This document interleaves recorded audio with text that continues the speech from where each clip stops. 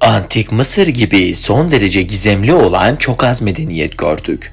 Antik Mısır'a ait hiyeroglif ve kutsal kedi figürlerini açıklamaya çalıştıkça gizem daha da derine iniyor. Gelin hep beraber bu gizem yolculuğuna bir adım atalım.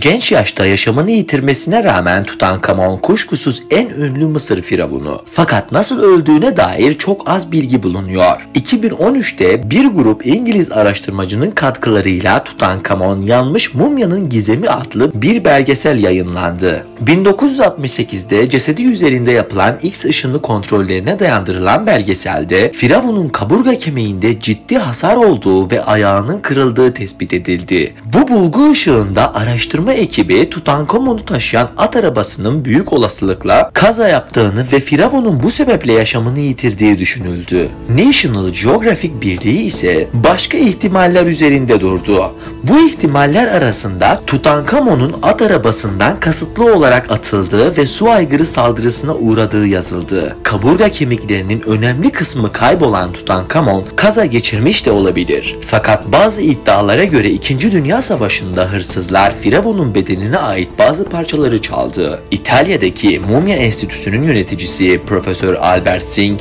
Tutankamon'un annesi ve babasının kardeş olduğunu, akraba evliliği sonucu doğan Tutankamon'un zayıf bir bedene sahip olduğunu ve sıtma sebebiyle yaşamını yitirdiğini düşünse de kesin sebebinin ne olduğunu hala bilmiyoruz.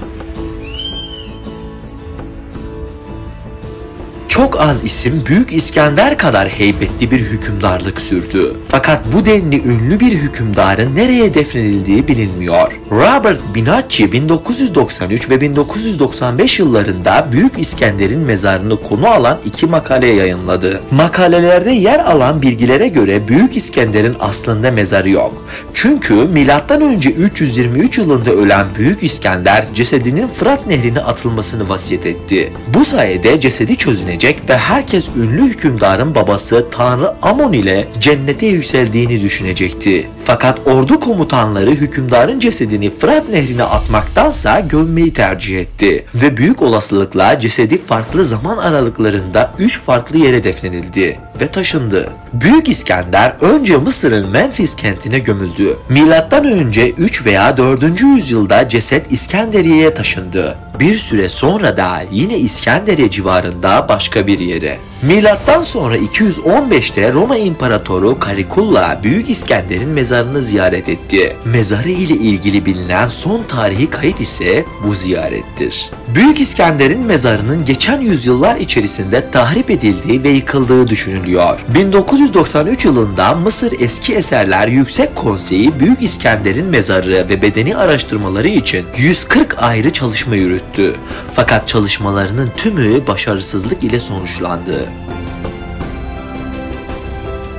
Sphinx'in varlığı hakkında 1817 yılına kadar neredeyse hiçbir şey bilinmiyordu. 1817'de kumların altında başı bulundu. Bu tarihten sonra arkeolog Mark Lehner'ın katkıları sayesinde hakkında çok sayıda bilgi açığa çıktı. Sphinx, Mısır firavunu Kefren tarafından inşa ettirilmişti. İnşası sırasında kireç taşı kullanıldı ve çok sayıda işçi çalıştı. Dönemin şartlarında Sphinx gibi bir yapı 100 işçi ile 3 yıl gibi bir sürede tamamlanabiliyordu. Fakat Sphinx hakkında bugün bile şüphe ile yaklaşılan şey Mısırlıların bu yapıya ne ad verdiği. Sphinx kelimesi Yunanca ve bu kelime Kefren'in yaşadığı dönemde ortaya çıkmadı. Bu sebeple Antik Mısır'da Sphinx'in ne olarak adlandırıldığı büyük bir sır. Eski Mısır bilimcisi James Allen Mısırlılar tarihi yazmadı. Bu sebeple inşa eden kişilerin Sphinx'i ne olarak gördüğü hakkında net bir bilgimiz yok diyordu. Bilinen tek şey Sphinx'e bir zamanlar Bob adının verildiği,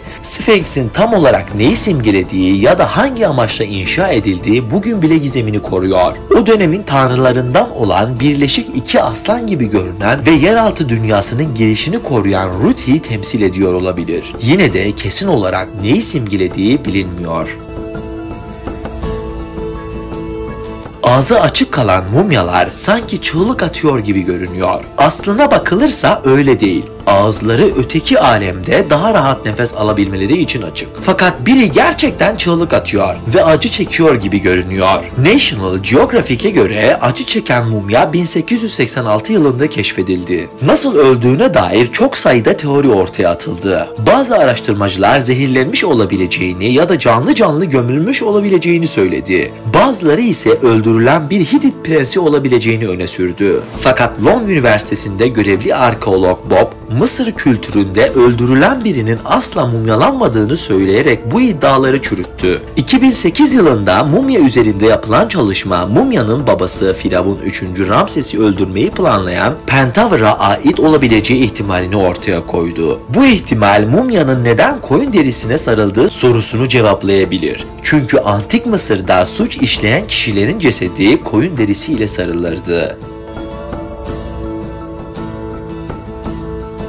Kleopatra'dan sonra bilinen en ünlü Mısır kraliçesi kuşkusuz Nefertiti'dir. Mısır firavunu 4. Amenhotep'in eşi olan kraliçe Nefertiti ülkeyi eşiyle beraber yönetti. Milattan önce 1336'dan sonra Nefertiti ile ilgili herhangi bir kayıt yok. Mumyası ve mezarının da nerede olduğu bilinmiyor. Bir teoriye göre 4. Amenhotep'in hükümdar vekili oldu ve adını Neferuaten olarak değiştirdi. Bir başka teoriye göre de adını Smenkare olarak değiştirdi ve erkek gibi görünerek ülkeyi yönetti. Fakat bahsi geçen bu isimler Nefertiti'den çok sonra yaşadı. 2015 yılında Mısır Eski Eserler Bakanlığı Tutankamon'un lahitinde 2 oda olduğunu ve bu odalardan birinin Kraliçe Nefertiti'ye ait olabileceğini açıkladı. Ancak bu bilgi bile şu an kesin değil.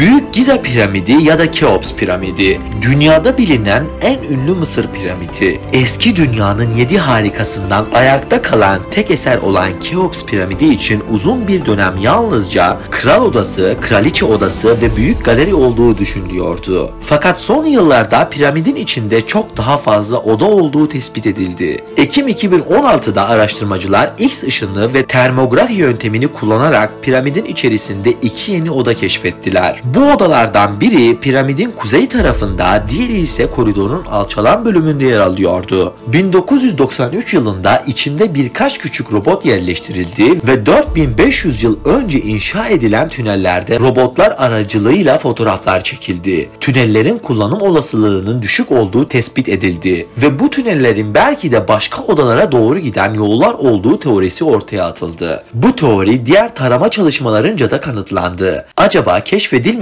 birkaç oda daha olabilir mi? Bu sorunun kesin cevabı için daha çok araştırma yapılması gerekiyor. Rosetta taşı Mısır'da bulunan ve üzerinde Antik Mısır kil yazısı, Antik Yunanca ve hiyeroglif bulunan 3 farklı yazı dilinin olduğu bir taş. Fakat üçünden hangisinin temel olduğunu bilmiyoruz. Taştaki yazılardan birinin önce yazıldığı, diğerinin de çeviri olduğu düşünülüyor. Her 3 yazı dili de Antik Mısır döneminde sıkça kullanıldığından ilk yazının hangisi olduğu bilinmiyor. Bazıları ilk yazının Antik Mısır kil yazısı olmadığını düşünüyor. Bu iddiayı savunan bu yazı tipinin pek de kullanılmadığını söylüyor. John Ray'e göre taştaki en önemli yazı tartışmasız hiyeroglifler. Çünkü hiyeroglifler tanrıların okuyabilmesi için yazılıyordu. Bir başka iddiaya göre taştaki her 3 yazı dili de eşit öneme sahip. Birçok Mısırlı hem Yunanca hem de Afro-Asya dili olan Mısırca konuştuğu için bir dilin diğerine üstünlüğü yok. Antik Mısır döneminde herkesin hem Yunanca hem de Mısırca adları vardı ve tanrılara her iki dilde de ibadet edilebiliyordu.